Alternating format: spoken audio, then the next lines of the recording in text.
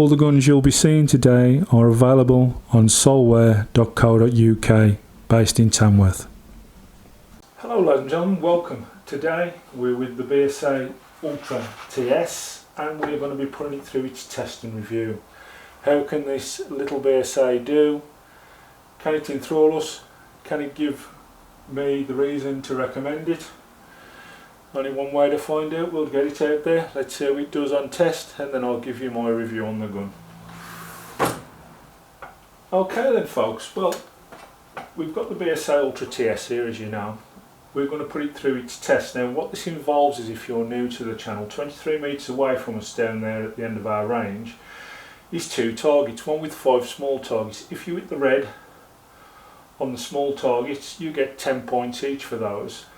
And then the second target is the standard circular target, all marked out in red. If you can get it all inside the number 10, or shall we say across the line of the number 10, you'll score 10 points for those. You'll get 5 shots at each.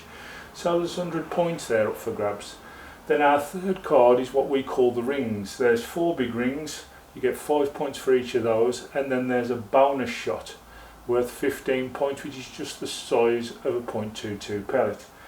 Now, how the BSA is going to do today I don't know, but this is the same thing we use in our battle leagues on this channel, which will soon be moving on YouTube to Midlands Airgun Reviews, which I'm starting a new channel. So if you've not already subscribed to Midlands Airgun Reviews, please do. It's our new YouTube channel.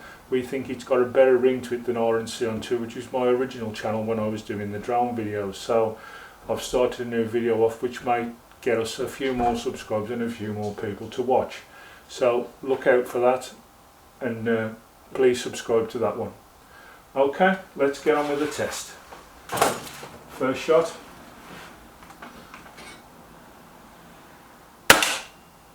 It's just about a 10. Second shot. That's a better 10. Shot 3.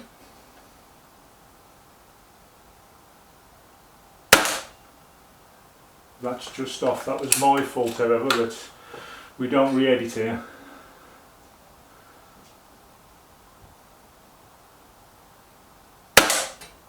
Off again.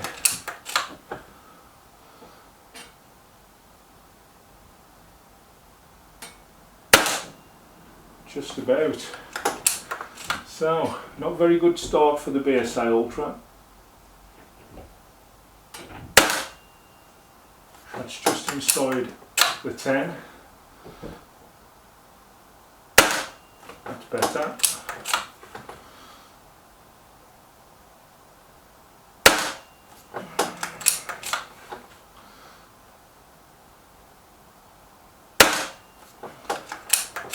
And last shot.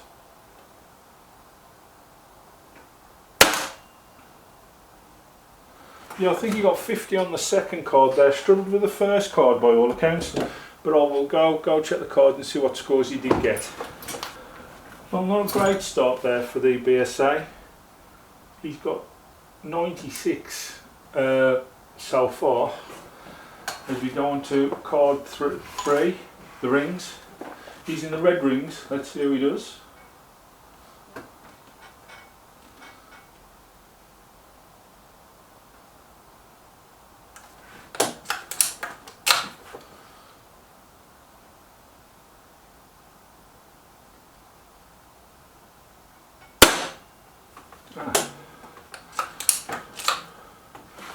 We're out of pellets, so next magazine in.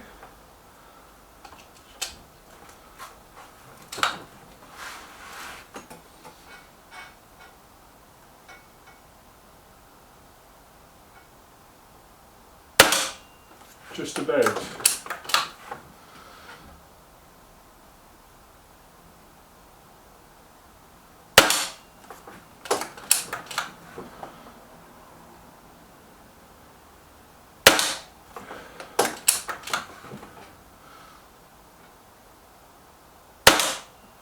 So doing well, needs this bonus shot though to make a decent score now.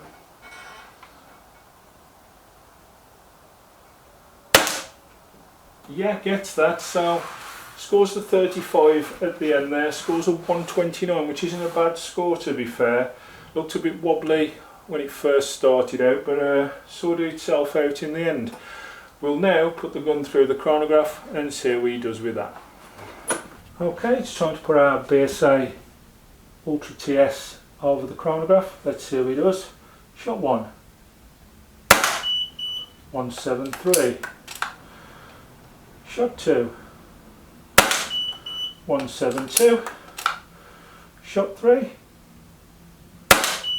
172. Shot 4, 173. And his final shot, 171. So we'll give it the 172 there. It's using the JSB Exact jumbo pellets. They're 15.89 grain. So I'll put that through the computer and I'll come back with some answers for you.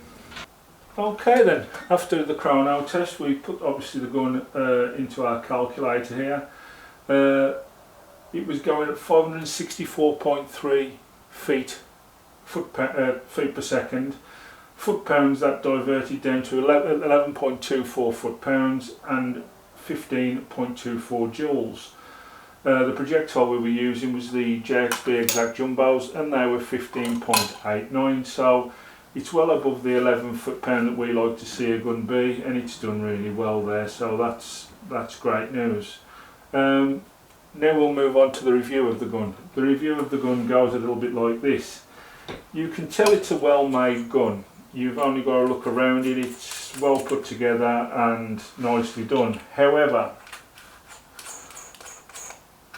with guns I do find a few gripes, and this has got me quite a few. I don't like the magazine and I don't like the bolt action how it works. It's very mechanical, very stiff sometimes. You may have seen when I was changing into a next pellet, it's very stiff and mechanical. Whether that will sort of wear in over time, I don't know, but it is quite stiff. Now, because of the shortness of the gun, the slightest wobble causes obviously a diversion of where you're shooting. Me using the rest on the table here and shooting out into the garden, I had a couple of little wobbles there, and I think that's why it didn't score so well on the test. I'm very honest if it's my fault, and I'll say it. I've got no problems in saying that it was down to me, but I don't re-edit anything. If that's how it's shot on the day, that's how you will get it. Still a 131 it scored actually. It lost 4 points, so 131 is a great score, so you can't knock the Ultra there. It done really well. The power's there, obviously we know that because we've tested it for that. Build quality really well. I love that how stippled everything's stippled. It's really easy to grip. It's like a really grippy rubber around the butt area and here on the forestock. It's really good. Accuracy wise, I think you'd do quite well with this. I don't think you'd struggle with it. I'll be honest with you, I've took this out and done a little bit of squirrel hunting with it just to try it out, and it bagged itself 3 squirrels, no problem at all that day. Yeah, I would recommend one, but I won't say that the experience with the gun has been trouble free. The one magazine especially, I mean, I bought a new magazine for this, but the original magazine that came with it was a little bit sticky. It is freeing up now. I don't know if you know what I mean. It wasn't cut out properly somewhere. I can't see any deviation or any loose threads inside the magazine or anything like that, but sometimes it can be a little bit sticky, but it's getting better. I've kind of do like it, don't like it, if I'm quite honest with you. I do like the gun. It's quite accurate, it's nicely put together. I find it a little bit,